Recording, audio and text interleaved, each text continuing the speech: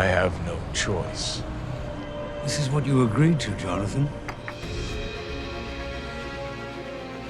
The John Wick movies are ruled by consequence. Rules. Exactly. Rules. Without them, we live with the animals.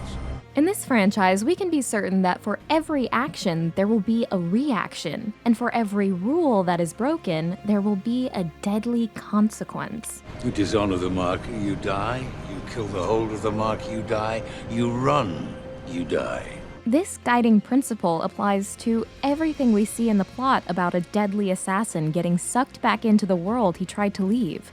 Sir, you look terrible. No, I look retired. And it also extends behind the camera. The filmmakers and stars hold themselves to strict creative rules which define the form of these tightly structured, rigorously rehearsed and choreographed films. So you might say the John Wick franchise is an ode to discipline. It's discipline that elevates the movies above many of their action contemporaries. And it's discipline that makes John Wick the very best in his business. Yet this dogged devotion to rules pretty much ruins John's life, dragging him further and further into the mire he desperately wants to escape. People keep asking if I'm back, and I haven't really had an answer. But now, yeah, I'm thinking I'm back. So, at their essence, these movies are an investigation into what it really means to live your life according to a set of personal laws. We were professionals, civilized. Do I look civilized to you? Does his extreme rule following make John Wick a role model or a cautionary tale? Here's our take.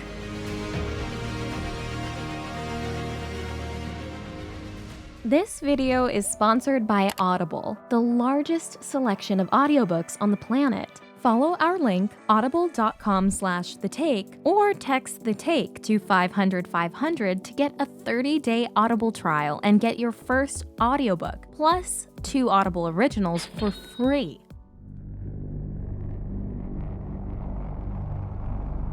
We may think of contract killing as a lawless, chaotic enterprise, but the assassin underworld John Wick exists within is defined by rules that members of this society respect and abide by.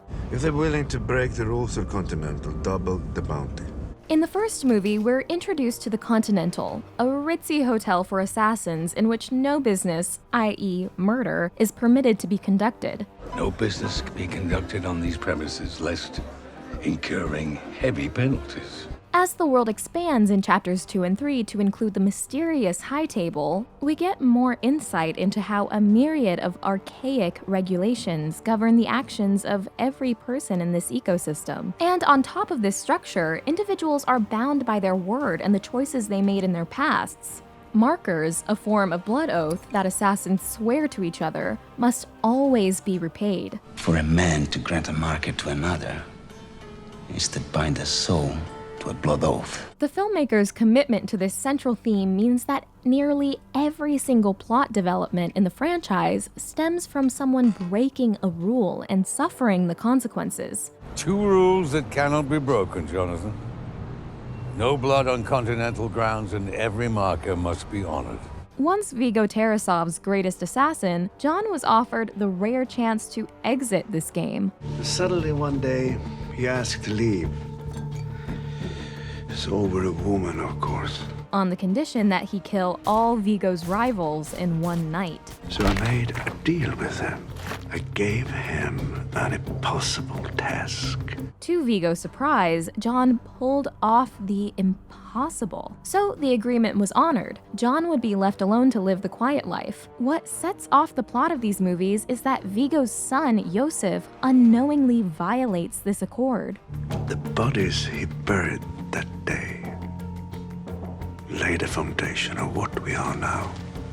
And then my son, a few days after his wife died, you steal his car and kill his dog. That action leads to John raining hell down on Tarasov's entire operation. Thus, movie 1 is entirely structured around one character breaking a rule that he admittedly didn't know about, and everyone suffering the consequences for it. Your son took that from me. Stole that from me. Killed that from me! There are a couple of interesting implications that follow from all this. First of all, note that Yosef's ignorance of the rule he broke doesn't matter here. It's not what you did, son, that angers me so. It's who you did it to. Intentionality is irrelevant. If you transgress by accident or on purpose, the outcome is exactly the same. And it makes sense if your society depends on strict adherence to law that you can only take into account an individual's manifest actions. This ignoring of intention serves to preserve order in the assassin world, but it doesn't allow for fairness, humanity, or mercy. These things are discarded in service of law. Second, it's not just the rule breaker himself who's punished. The entire community feels the pain. So you can either hand over your son, or you can die screaming alongside him! If the balance of peace is to be based on shared laws, everyone must invest in their enforcement, and that means everyone must suffer when they're broken. Thus, this society's status quo is actually very fragile, dependent on total group obedience, which explains why it responds so brutally to transgressions. An eye for an eye, John. You know how it goes. The High Table is even shown to exert its influence over the official authorities of our public world. You, working again? No, just sorting some stuff out. Oh, well. I'll leave you be then. If this power system can reduce even the police, the symbols of the rule of law itself, to tacit sanctioners of violence and destruction, that implies that no individual really has any choice but to serve the ways of this assassin's world. What emerges from this picture is not a collection of human beings with agency, but just the many parts of a larger machine. So you're free. Am I? No. Not at all. John Wick Chapter 2 digs into the rules and consequences theme even more explicitly. After John comes out of retirement for several nights of bloody vengeance, he is seen to have returned to the business of killing. This brings Italian mafia boss Santino D'Antonio back to America in order to call in the marker he has over John. This is your blood. You came to me. I helped you. If you don't do this, you know the consequences. Because John owes him, he can make John do anything for him. You had no choice. The ending of Chapter 2 sees John himself breaking a cardinal rule when he kills Santino in the Continental Hotel. What have you done? Finished it. After this transgression, Winston then gives John an hour's grace period to get away before every assassin in the city comes for him. You leave me no choice but to declare you excommunicado. The entire plot of John Wick Chapter 3 Parabellum subsequently deals with the fallout of the decisions made and rules broken in Chapter 2. A $14 million bounty on his head. Everyone in the city wants a piece of it. Winston is in the crosshairs of the High Table, who have sent the adjudicator to the city to investigate his part in John's escape. Mr. Wick broke the rules. I trust you understand the repercussions if he survives. Even the Bowery King, who helped John in Chapter 2 by giving him a gun with 7 bullets, So I guess you have a choice. You want a war? Or do you want to just give me a gun? Somebody please get this man a gun. suffers 7 cuts of a sword. There are many more examples of characters suffering the consequences of disregard for the rules. Perkins, your membership to the Continental has been by thine own hand revoked. And while the theme might be as obvious as a shotgun blast to the face, it gives the movies a very rigid structure, which ensures we understand everyone's motivations at all times, and the films don't feel chaotic or messy, despite the incredible levels of action and carnage on display. Meanwhile, on the deeper level, what does this focus on rules and consequences mean in the John Wick movies? The lesson we can read into these films is that ultimately that level of commitment to rules is detrimental over time. Vengeance. It's all you have. John Wick is the very best at what he does, feared and respected in equal measure by the assassin underworld. Well, John wasn't exactly the boogeyman. He was the one you sent to kill the boogeyman. And that's thanks to his strict adherence to the rules of his training. John is a man of focus, commitment, sheer will. As a professional, he thrived within the structure this gave his life. But as a person, he suffers from his lack of human agency. He's more like a robot or a slave. What brought you back, John? A marker. Fundamentally, John never wanted to go back to the assassin life. How is life on the other side? It was good, Eddie. Far better than I deserved. After he's dragged back in, You wanted me back. I'm back. the rules consistently make him act against his best interests. For every bullet he fires and every assassin he kills, he is dooming himself to more and more extreme consequences. No one gets out and comes back without repercussions. He feels he has no choice but to try and kill his way to a normal life again, as antithetical as that may seem. Your descent into hell begins here, Mr. Wick. Earl will guide you. Do be careful on your way down. Oh, and remember, you owe me. You don't want me owing you.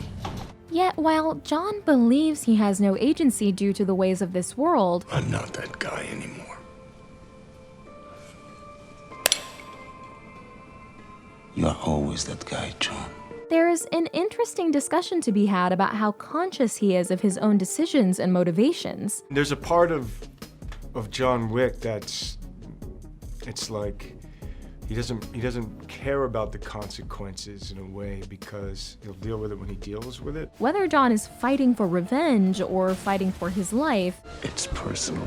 It's very personal.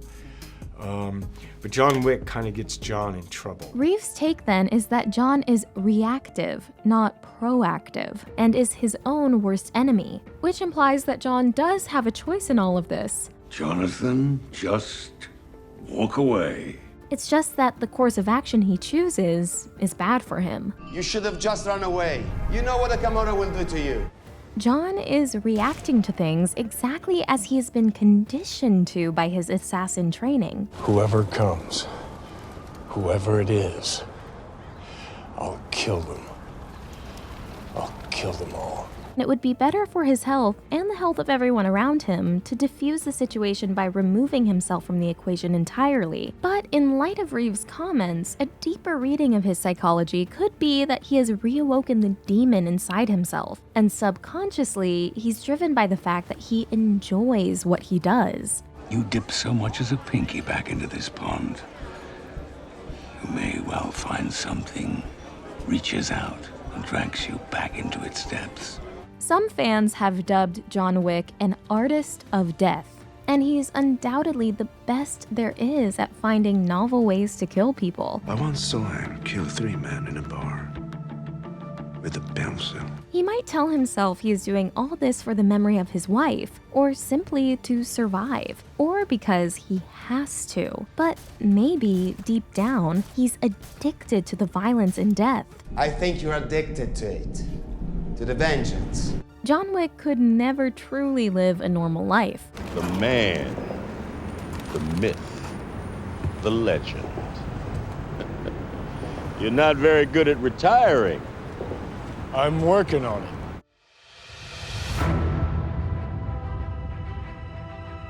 The theme of rules and consequences extends beyond the fiction of the John Wick franchise to the creation and form of the movies. The direction, cinematography, and action choreography are all governed by a strict code of rules. I mean, the director wants to make it immersive and wants to make it like a performance, so it's really long takes. Director Chad Stahelski and his creative team film every action scene in long, extended takes that show the insanely precise fight choreography in all its wonderful detail. Stahelski never chooses quick cuts, obfuscates his action, or resorts to a shaky cam sequence to fake excitement or intensity. Instead, he trains his actors for months before they shoot, working on choreography, and the grueling rehearsal period means on set, every sequence is captured in as few takes as possible. Every gunshot, every punch, and every kick matters. The Wick movies feel like controlled chaos. The camera work is so precise that the audience always knows what is happening, why it is happening, and who it is happening to. Stahelski also cast one of the world's most physically dedicated actors to lead the franchise. Stahelski was Keanu Reeves' stunt double for the Matrix movies, so their relationship goes back a long way, and it's easy to see why the two men work so well together. One of the main selling points of the Wick movies is Keanu's commitment to doing as much of the action as possible. I do probably 85–90% of the action. It means the audience sees it is recognizably him in the action scenes and not a stunt performer. Videos of Keanu practicing on a gun range demonstrating his adeptness with firearms went viral. And you can watch footage of him learning the complicated fight choreography with martial arts teachers. It's been said that Keanu will train for 8 hours a day for 6 months in preparation for a Wick movie, which is far more than the customary 8 weeks that most actors prep for a blockbuster. Stahelski and Reeves are the ultimate action movie professionals because they follow the rules they set up for themselves, approaching the John Wick movies with the same level of commitment and insane precision as the assassins in their movies. If they ever broke their rules, the consequence would be a film that just didn't feel like the trademark controlled chaos that defines John Wick. The best way to fake being good is just to be good, and that takes sweat, blood, and tears. It's a level of commitment that is not normal.